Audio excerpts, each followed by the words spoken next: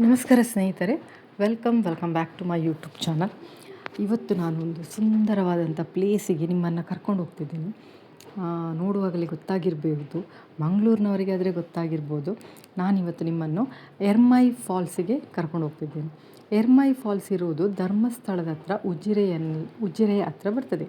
ಈ ದಕ್ಷಿಣ ಕನ್ನಡ ಜಿಲ್ಲೆಯ ಪಶ್ಚಿಮ ಘಟ್ಟಗಳ ಈ ಬಳ್ಳಾಳ ರಾಯನ ದುರ್ಗದ ತಪ್ಪಲಿನಲ್ಲಿರುವಂಥ ಈ ಎರ್ಮೈ ಜಲಪಾತವು ತುಂಬ ಅಂದರೆ ತುಂಬಾ ಒಂದು ಸುಂದರವಾದಂಥ ಜಲಪಾತ ಆಗಿದೆ. ಇದು ಉಜಿರೆ ಸಮೀಪ ಕಾಜೂರು ಗ್ರಾಮದ ಹತ್ರ ಇದ್ದರೆ ನಾವು ಮಂಗಳೂರಿನಿಂದ ಒಂದು ಸುಮಾರು 90-95 ಕಿಲೋಮೀಟರ್ ಇದೆ. ಮತ್ತು ಈ ಮಳೆಗಾಲದಲ್ಲಿ ಈ ಪ್ಲೇಸಿಗೆ ಹೋಗೋದಂದರೆ ತುಂಬ ಇಷ್ಟ ಆಗ್ಬೋದು. ಯಾಕಂದರೆ ಮಳೆಗಾಲದಲ್ಲಿ ನೀರು ಫಾಲ್ಸ್ ಅಂತ ಹೇಳುವಾಗ ಗೊತ್ತೇ ಇರುತ್ತೆ.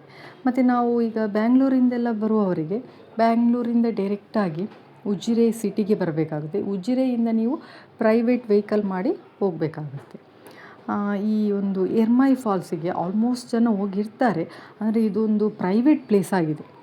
ಮತ್ತು ಯಾರಿಗಾದರೂ ಹೋಗಬೇಕಿದ್ರೆ ಒಂದು ಜೂನಿಂದ ಅಕ್ಟೋಬರ್ ಒಳಗೆ ಹೋಗಬೇಕು. ನೀರಿರುತ್ತೆ, ತುಂಬಾ ಚೆನ್ನಾಗಿದೆ. ಮಳೆಗಾಲದಲ್ಲಿ ಅಂತೂ ತುಂಬಾ ಚೆನ್ನಾಗಿದೆ.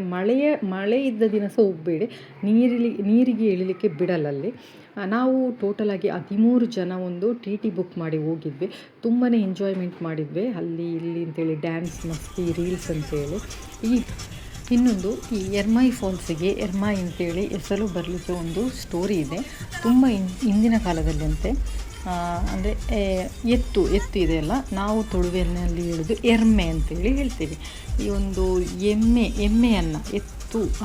ಎಮ್ಮೆಯನ್ನು ನೀರು ಕುಡಿಸ್ಲಿಕ್ಕೆ ಅಥವಾ ಸ್ನಾನ ಮಾಡಿಸ್ಲಿಕ್ಕೆ ಆ ಜಲಪಾತದ ಹತ್ರ ಬಂದಾಗ ಅಲ್ಲಿದ್ದಂಥ ಎಲ್ಲ ಎತ್ತುಗಳು ಒಮ್ಮೆಲೆ ಮಾಯವಾಯಿತಂತೆ.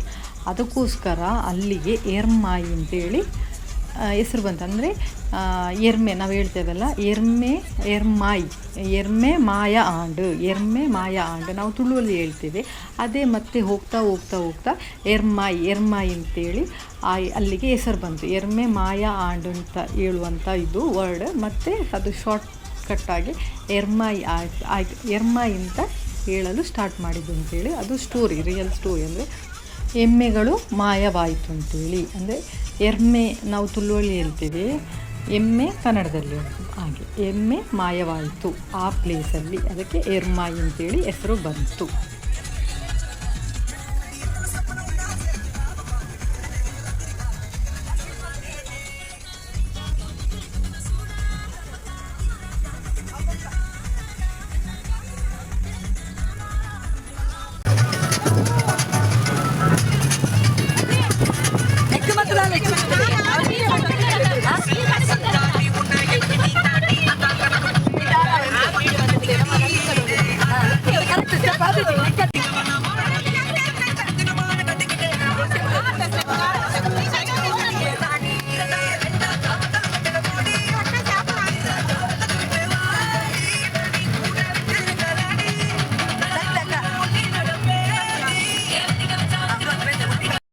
ಗಾಡಿಯಲ್ಲಿ ಹೋಗ್ತಾ ತುಂಬಾ ಎಂಜಾಯ್ಮೆಂಟ್ ಮಾಡಿದ್ವಿ. ಹತ್ರ ಬರುವಾಗ ನಾನು ಸ್ವಲ್ಪ ಹೊರಗಿನ ವ್ಯೂಸ್ ಚೆನ್ನಾಗಿತ್ತು, ವೀಡಿಯೋವನ್ನು ಮಾಡಲಿಕ್ಕೆ ಸ್ಟಾರ್ಟ್ ಮಾಡಿದ್ವಿ. ಮಳೆ ಇರಲಿಲ್ಲ, ಹಾಗಾಗಿ ತುಂಬ ಗ್ರೀನರ್ ಆಗಿತ್ತು. ಮತ್ತು ಊಟದ ವ್ಯವಸ್ಥೆ ಅಂದರೆ ನಾವು ಇಲ್ಲಿ ಎಲ್ಲ ಫ್ಯಾಮಿಲಿ ಹೋಗೋದ್ರಿಂದ ಒಬ್ಬೊಬ್ಬರ ಮನೆಯಿಂದ ಒಂದೊಂದು ಐಟಮನ್ನು ಮಾಡಿ ಕೊಂಡೋಗಿದ್ವಿ. ನಮ್ಮ ಮನೆಯಿಂದ ಪಲಾವು, ಇನ್ನೊಬ್ಬರು ಚಪಾತಿ, ಪನ್ನೀರ್ ಬಾಜಿ, ಒಬ್ಬರು ರೈಸ್ ಮಾಡಿದರು, ಒಬ್ಬರು ಎಗ್ ಕರಿ ಮಾಡಿದರು. ಹಾಗೆ ಎಲ್ಲರೂ ಒಂದೊಂದು ಐಟಮನ್ನು ಮಾಡಿ ಒಟ್ಟಿಗೆ ಎಂಜಾಯ್ ಮಾಡ್ತಾ ಹೋಗಿದ್ವಿ. ತುಂಬ ಖುಷಿಯಾಯಿತು ಎರ್ಮೈ ಫಾಲ್ಸಿಗೆ ಹೋಗಿ. ಇಲ್ಲಿ ಹೋಗ್ತಾ ಇರುವಾಗೆಲ್ಲ ಮಳೆ ಇರಲಿಲ್ಲ. ನಾವು ಅಲ್ಲಿಗೆ ಸ್ಪಾಟ್ ರೀಚ್ ಆದ ಕೂಡಲೇ ಮಳೆ ಬಂತು. ಅದೇ ನಮ್ಮ ಬ್ಯಾಡ್ ಲಕ್.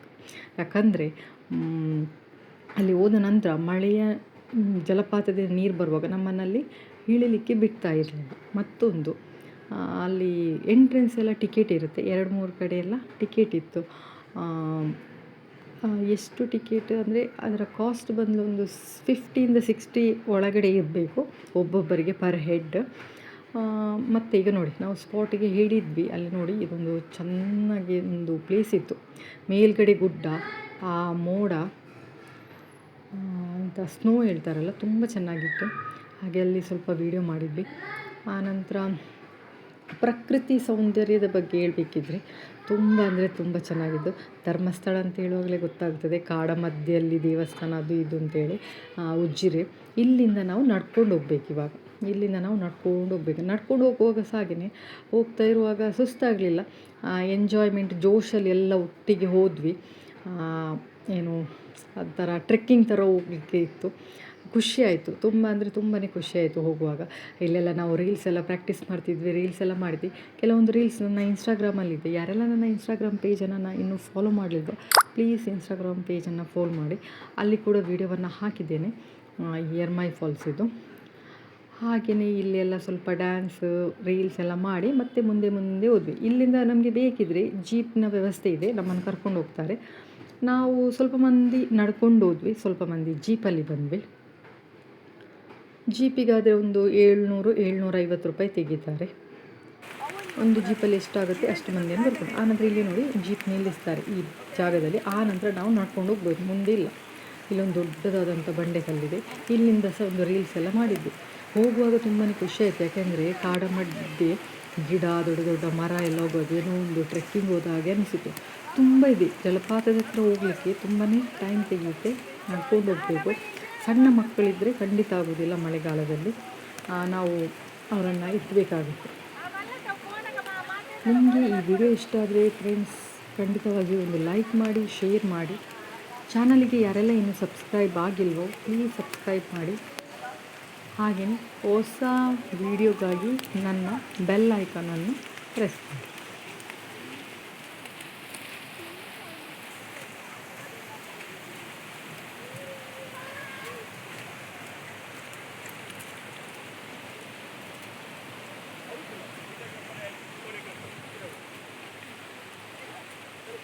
ಎಂಕ್ಲಾನಿ ಅಲ್ಪ ಮಾತ ಪೋತ ಇರ್ತ ಮೂಲೆ ಪೋತೀನಿ ನಾನು ಮೂಲಲ್ಲ ತಿಗಲ್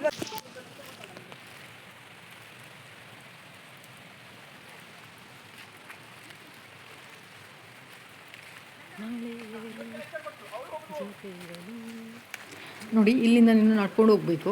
ಅಂದರೆ ಇದು ಫಾರೆಸ್ಟ್ ಏರಿಯಾ ತನಕ ಇಲ್ಲ, ಇಲ್ಲೆಲ್ಲ 2-3 ಮನೆಗಳನ್ನು ಸಹ ನೋಡಿದ್ವಿ.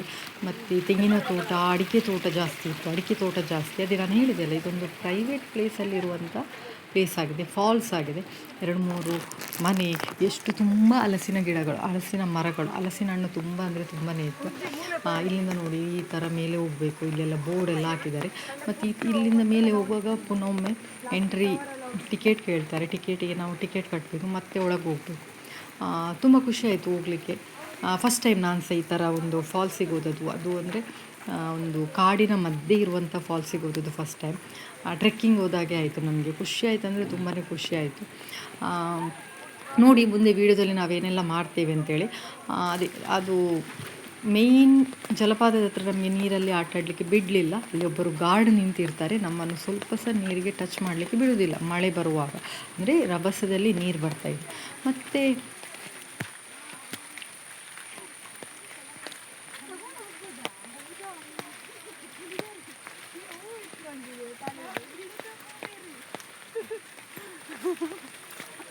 ಅದು ನನ್ನ ಗಂಡ ಕಟ್ಟಿದ್ದು.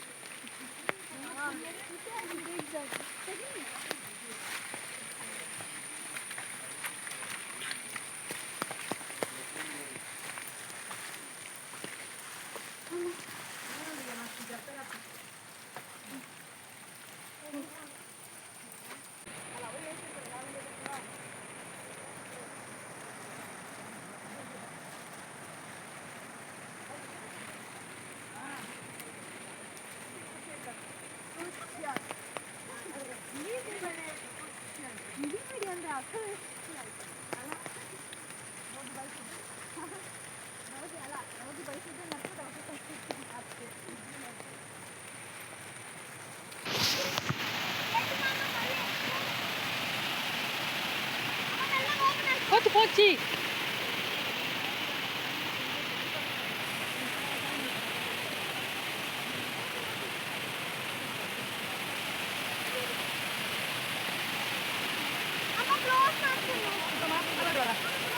ಮಂచి ಫೋಟೋ ಎಲ್ಲ ತೆಪ್ಪುಗ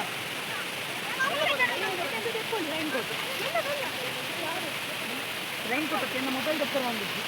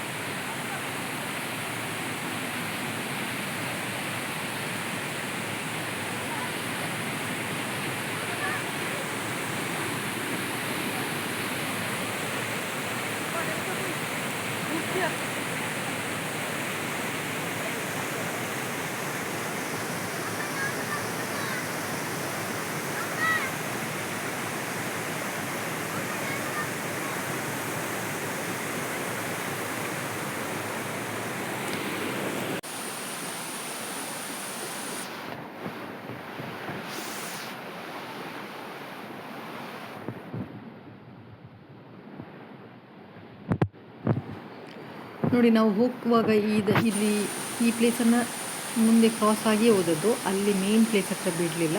ಪುನಃ ನಾವು ರಿಟರ್ನ್ ಬರುವಾಗ ಇಲ್ಲಿ ಮಳೆಯೆಲ್ಲ ನಿಂತು ಸ್ವಲ್ಪ ಬಿಸಿಲಿತ್ತು. ಆನಂತರ ನೀರು ಕೂಡ ತುಂಬ ಕ್ಲೀನಾಗಿ ಬರ್ತಾಯಿತ್ತು. ಹಾಗೆಲ್ಲರೂ ಫ್ಯಾಮಿಲಿಯವರು, ನೀವು ನೋಡಿದ್ರಲ್ಲ ಮೇಲುಗಡೆ, ಅಲ್ಲೆಲ್ಲ ಆಟ ಆಡ್ತಿದ್ದಾರೆ. ನಾನು ಮತ್ತೆ ಹೋಗಲಿಲ್ಲ, ಯಾಕೆಂದರೆ ನಮಗೆ ನೆಕ್ಸ್ಟ್ ಡೇ ಬಾಂಬೆ ಟಿಕೆಟ್ ಇತ್ತು. ನನಗೆ ಏನಷ್ಟು ಇದಾಗಲಿಲ್ಲ, ಅಂದರೆ ಒದ್ದೆ ಆದರೆ ಪುನಃ ನೆಕ್ಸ್ಟ್ ಡೇ ಜರ್ನಿ ಎಲ್ಲ ಇದೆ ಅಂತೇಳಿ ನಾನು ಎಲ್ಲ ವೀಡಿಯೋದ ಕಡೆಯೇ ಫೋಕಸ್ ಮಾಡ್ತಾ ವೀಡಿಯೋನೇ ತೆಗಿತಾ ಇದ್ದೆ. ಅಲ್ಲೆಲ್ಲರೂ ಆಟ ಆಡ್ತಿದ್ದಾರೆ ನೀರಲ್ಲಿ, ಬೇರೆಯವರು ಸಹ ಇದ್ದರು. ಹಾಗೆ ನಾನು ಇಷ್ಟೇ ಮಾಡಿದ್ದು, ಮತ್ತೇನು ಮಾಡಲಿಲ್ಲ.